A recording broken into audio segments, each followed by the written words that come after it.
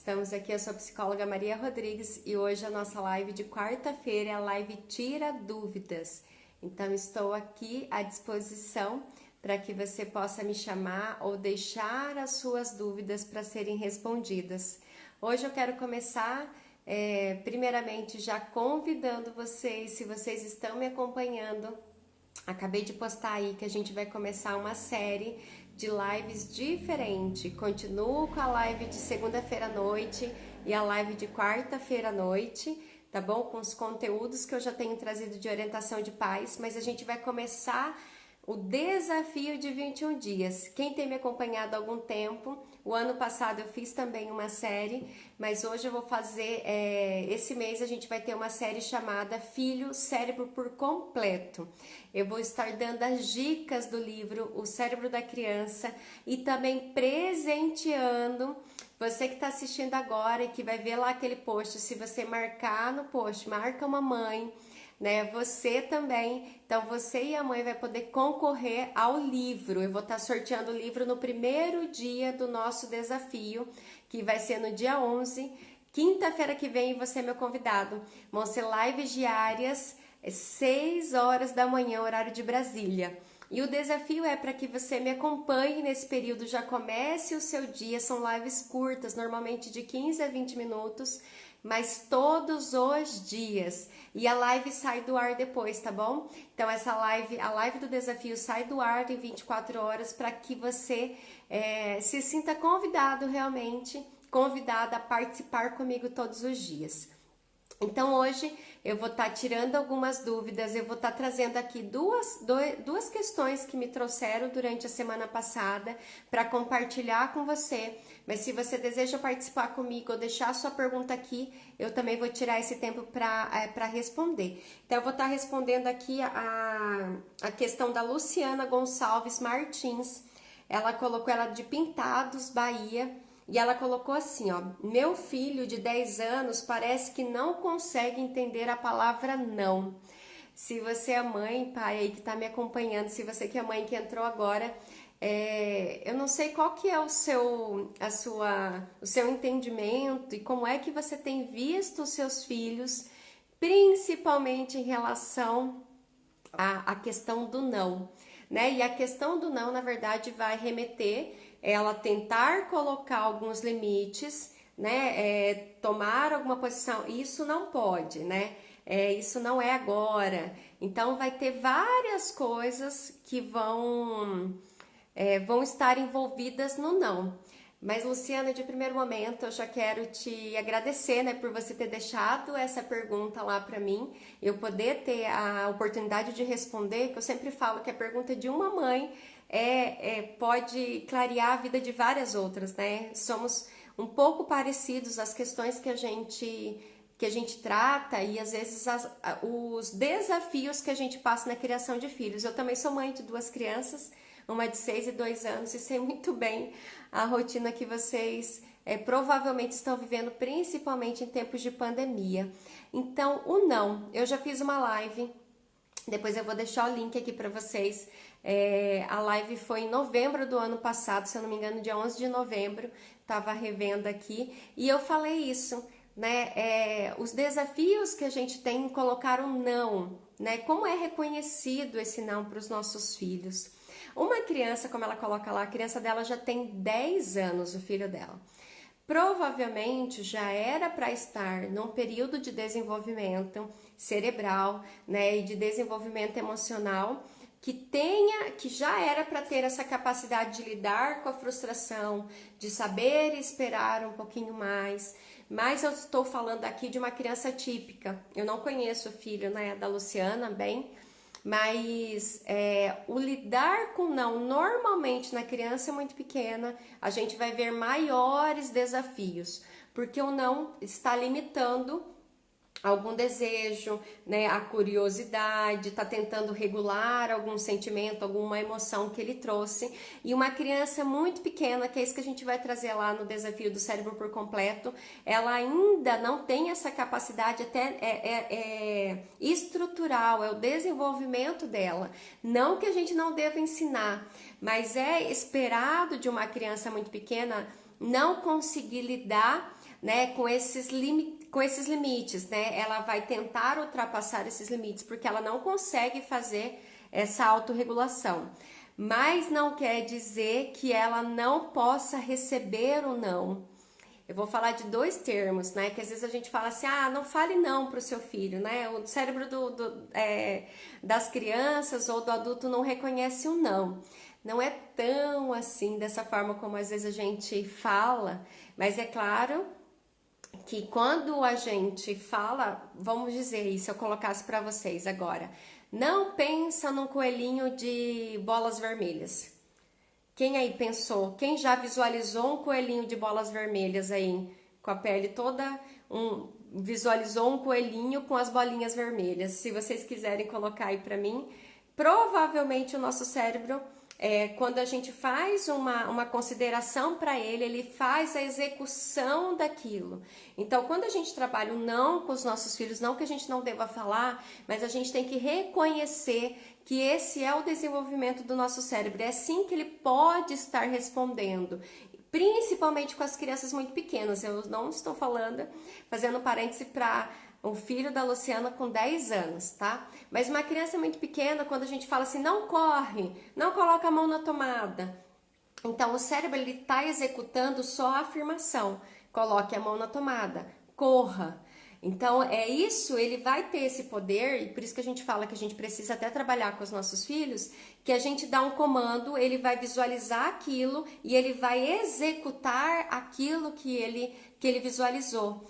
Então, quanto mais afirmação a gente trouxer para o dia a dia dos nossos filhos, o que eles precisam fazer e não o que eles não podem fazer, a gente vai ter uma execução melhor.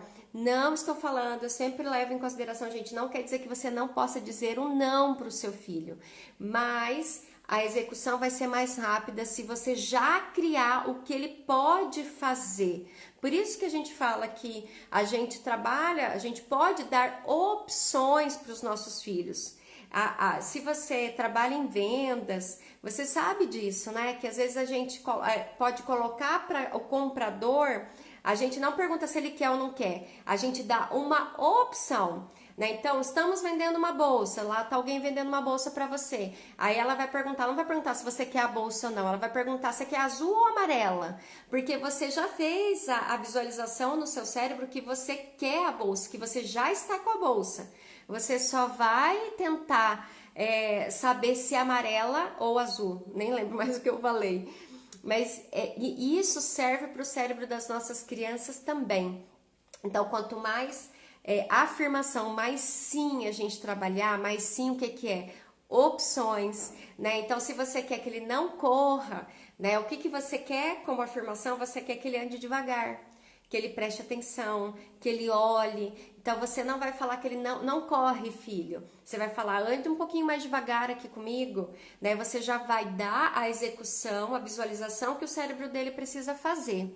Mas uma criança de 10 anos, né, ele já está em desenvolvimento desse cérebro da parte executiva, que eu vou trabalhar com vocês nessa série de lives, nesse desafio de 21 dias, mas ainda em desenvolvimento, tá bom, gente? O cérebro infantil, né, esse cérebro ele vai estar em construção, em desenvolvimento por volta de 21 anos. Então tem muito que esperar, não que a gente não possa trabalhar, não que você não vai ensinar para o seu filho não, mas é esperado às vezes que ele tenha sim essas dificuldades, essa resistência, essa frustração em lidar com não. E aí, o que a gente pode fazer como trabalho para isso? É exatamente você poder trabalhar as afirmações e também trabalhar sim a frustração, mas uma frustração que é acompanhada, que é segura, né? Que você não desampara, mas você vai estar ali perto da sua criança quando tem um descontentamento, né? Quando você fala que não pode, né? Então ele vai estar pegando uma coisa no mercado, jogando no chão, qualquer outra coisa que você precisa fazer uma intervenção mais rápida, com certeza você vai falar para ele que não pode fazer aquilo.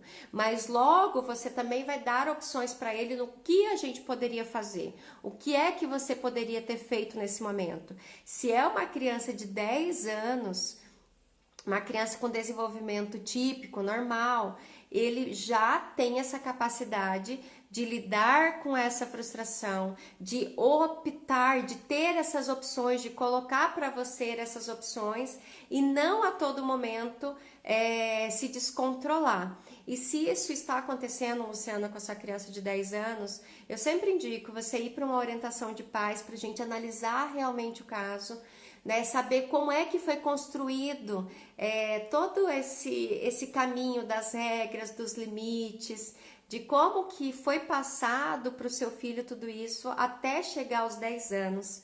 Né? Eu estou falando que, tipicamente, com desenvolvimento normal e a gente levando em consideração todos os ensinamentos que a gente poderia ter dado, com 10 anos, uma criança já era para lidar um pouco mais fácil que o não. Não quer dizer que a gente goste do não, gente. Nem queira que o seu filho goste do não. Ele tem que saber o sentido do sim, né? Ele tem que saber por que é que ele não pode fazer naquele momento, né? Ele tem que achar o sentido dele nisso. Porque nem nós, eu não sei vocês, qual foi a última vez que vocês receberam um não? Você não pode fazer isso, ou você não... não sei, alguma coisa aí que você recebeu uma negativa e provavelmente você sentiu uma angústia, você sentiu algo aversivo, né? Que eu falo, você não gostaria provavelmente de ter recebido esse não, mas você, como adulto, a gente se controla, é esperado, né? Que a gente tenha esse autocontrole e passe a pensar nós, sem precisar da ajuda de um outro, de um terceiro, nós passamos a pensar por que o que é bom em ter recebido esse não, o que é bom assim, eu não tenho isso agora, o que eu posso fazer, quais são as outras alternativas, não posso ir para tal lugar, mas aí a gente vai vendo sentido nisso, eu também podia ter feito outra coisa, né? Não era para eu estar mesmo lá naquele momento. A gente vai tentando achar esses caminhos do sim, que os nossos filhos, provavelmente sozinhos, eles não consigam fazer isso. O nosso treino com eles é exatamente levando eles a pensar o porquê desse não. Tem um não agora, você não pode fazer isso agora. Mas o que é que você pode fazer agora? Né? Assim, quais outras alternativas, quais outras respostas você precisa? Isso vai criando no cérebro do seu filho achar essas alternativas e não ficar só no mundo dessas emoções. Recebi um não, fico bravo, jogo no chão, quebro tudo, como uma birra de uma criança de 3 anos. Isso não é esperado, Luciana. Então, se está acontecendo com o seu filho dessa forma, né, a gente precisa de outros tipos de avaliação para entender porque é que ele não conseguiu fazer esse desenvolvimento ainda. É esperado. Eu não sei vocês que estão aqui na live, se pode escrever para mim se o seu filho também, quantos anos tem e se tem essa dificuldade em lidar com o não, né? Que não pode fazer isso. O que eu falei para vocês, é muito esperado, principalmente de uma criança até 3 anos. Eu tenho a Rebeca aqui em casa e sei muito bem, né, o quanto que a frustra, né, o quanto que vai para a parte das emoções quando tem que ser barrado, tem que ser limitado algo que ela vai fazer. E é claro que eu não vou deixar de dizer o não, que eu não vou deixar de colocar essas regras e esses limites, porque ela se sentiu incomodada. Mas é de trabalhar que assim, eu posso também dar outras opções em vez de deixar ela só aprisionada nas emoções, né? Então, tá bom, você não pode pegar o celular agora, né? Mas qual outra opção que a gente vai fazer agora? Não é, gente, que todas as opções vão ser boas, né? Sei lá, tá na igreja, né? Então, assim, agora você não pode sair correndo. A outra opção, talvez o máximo é sentar, desenhar, ir para a salinha, fazer alguma outra coisa, mas não quer dizer que seja a opção desejada pelo seu filho, mas você tem que levar ele a ter outras opções e que você já naquele momento avalia que são opções mais saudáveis para ele. Então essa é o que eu posso contribuir para você, Luciana. Se você quiser me mandar mais mensagens detalhando um pouquinho melhor o comportamento do seu filho de 10 anos, eu vou conseguir te orientar melhor. Se você também tem dúvidas em relação ao uso desse não e da posição do sim né? O quanto que é positivo a gente trabalhar também com sim nas nossas vidas e na vida dos nossos filhos. Também tá nessa live que eu fiz em novembro, dia 11 de novembro. Você consegue achar aqui no GTV, gente. Eu não apago as lives, as únicas lives que vão ficar restritas, que com 24 horas elas vão sair do ar, vai ser no desafio de 21 dias, que eu começo na quinta-feira, 6 horas da manhã. Eu sei que não é todas as pessoas que têm disponibilidade para esse horário, né? Mas aí ela fica por 24 horas, quando eu acabo a segunda live, né, do segundo dia, eu tiro essa primeira do ar, tá bom? Então, essa consideração, sempre pensa assim, na sua vida. Em vez de você ficar se prendendo ao que você não pode fazer, ao que você, as limitações que você tem agora, você programa o seu cérebro para dizer sim. Quais são as afirmativas, quais são as posições que você consegue fazer. Né? Você vai sentir que o seu cérebro, né, que a execução acontece mais rápido do que você ficar prendendo no que você não vai fazer. Como eu falei para vocês, não é que a gente não reconheça ou não, que a gente não saiba lidar com não, mas o nosso cérebro normalmente vai executar aquilo que é pensado, sem aquele não. Pensei no coelhinho de bolas vermelhas. Não pense no coelhinho de bolas vermelhas. Ele não vai pensar nesse não. Ele vai executar aquilo que você mandou. E quando ele visualiza, ele executa isso, né? E a criança pequena, ela é muito rápida, né? O cérebro dela, que é responsável pela reação, que é de sobrevivência, que ela precisa reagir, é o que mais age nesse momento. Então, executou, fez. Não ficou pensando, nossa, é perigoso, vou cair daqui de cima, vou ganhar um ponto, depois vou ter que ir para o hospital, tomar uma injeção. Gente, os nossos filhos não estão pensando nisso, nem a gente precisa colocar eles para pensar. Mas assim, quais opções melhores a gente tem de subir em tal lugar ou de acessar tal lugar que a gente pode chamar alguém, que tem outras formas mais seguras de chegar lá, tá? A outra pergunta que também me veio foi da Neia Rodrigues e ela coloca assim, ó: por que o meu filho é tão fechado? Ela não deixou a idade do filho dela, tá? Mas eu vou colocar um pouquinho aqui algumas percepções e eu quero trazer para vocês numa live, que eu nunca fiz uma live com esse conteúdo sobre timidez, né? Eu tenho pacientes que eu atendo na clínica com essas características, né? Mas eu nunca trouxe num conteúdo assim maior para vocês. Eu ainda vou me programar. Então, assim, Neia, primeiro a gente vai ter que observar a timidez. Se ele é muito fechado, eu tô considerando, né, com que eu soube numa frase que ele é tímido, né? A timidez, ele tem fator genético, fatores culturais e ambientais. Os ambientais os maiores fatores, mas os estudos indicam que 20% das nossas crianças, né, dos tímidos, são fator genético. Então, eu quero que você observe também na sua família, se tem outras pessoas que também têm essa dificuldade nesse convívio social, essas limitações, às vezes demora muito tempo para conseguir estar num lugar mais confortável, né? Que tem esse desconforto, né? Quando vai sair para algum lugar diferente. Se seu filho é dessa forma, não quer dizer que não tenha estímulo, tá? Mas pode ser que esse fator genético tá aí. E aí, outro ponto é você pensar se é um fator cultural. Principalmente os adolescentes, gente, eles têm uma situação cultural que eu falo assim, quando eles estão fora do padrão que é esperado, principalmente fisicamente. Então, quando eles são crianças, às vezes eles estão muito ativos, estão em todos os lugares.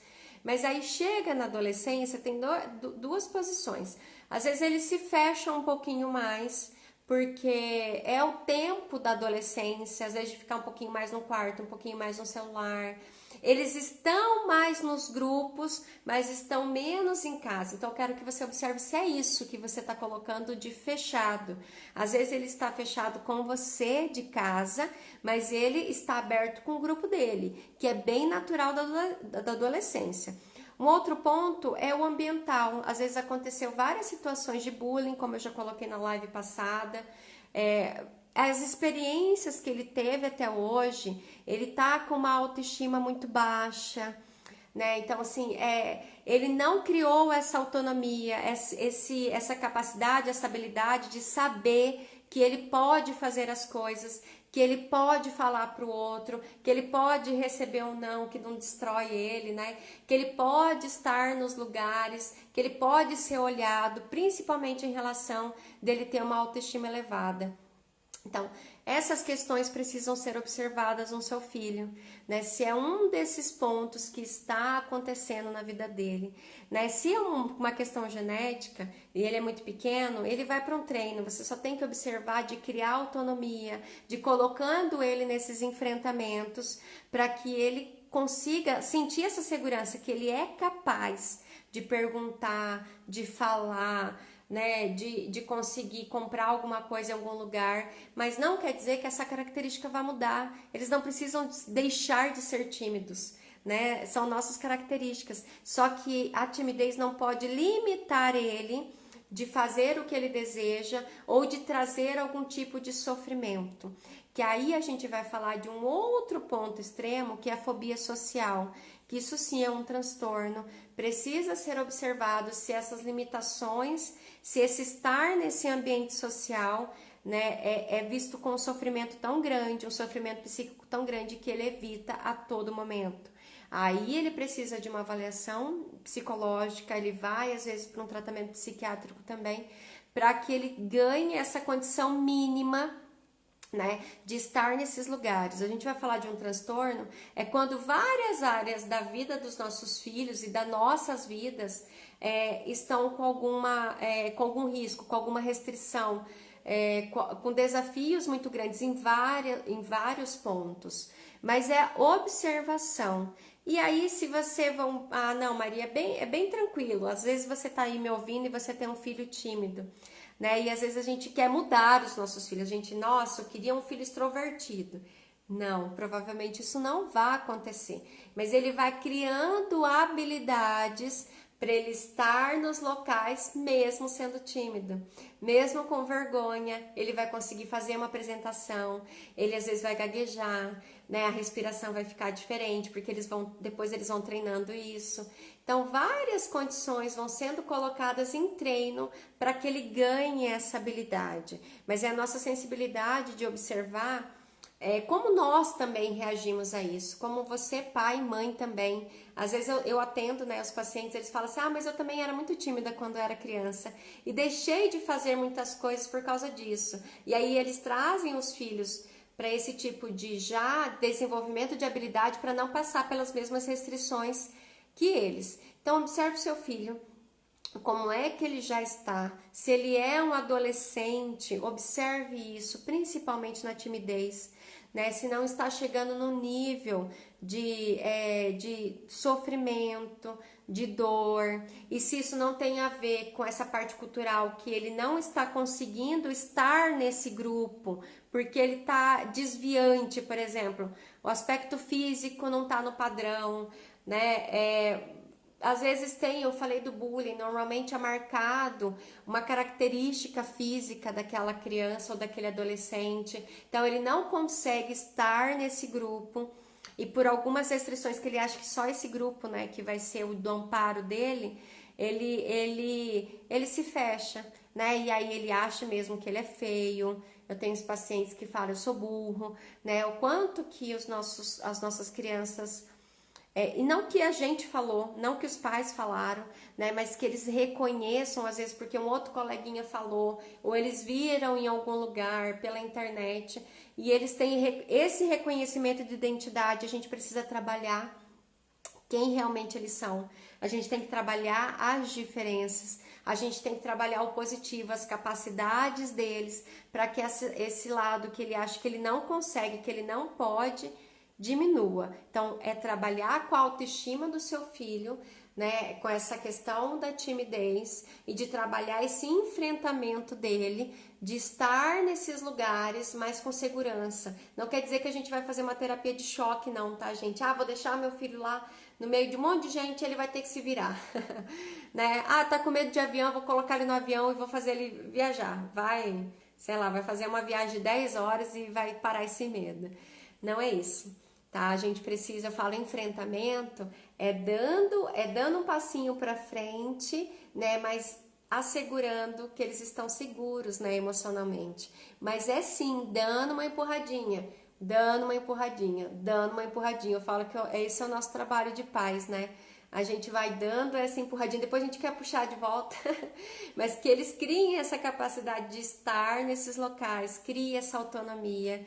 É isso que é o meu desejo, né, para os meus filhos, e é isso que eu desejo ensinar os meus conteúdos, que a gente passe todas essas habilidades que a gente precisa ensinar para os nossos filhos, que é sim a nossa responsabilidade, que não seja um fardo, mas que seja uma possibilidade da gente passar tudo isso que a gente aprendeu e também o que a gente não aprendeu, a gente aprender para passar para eles, para que eles levem para gerações futuras.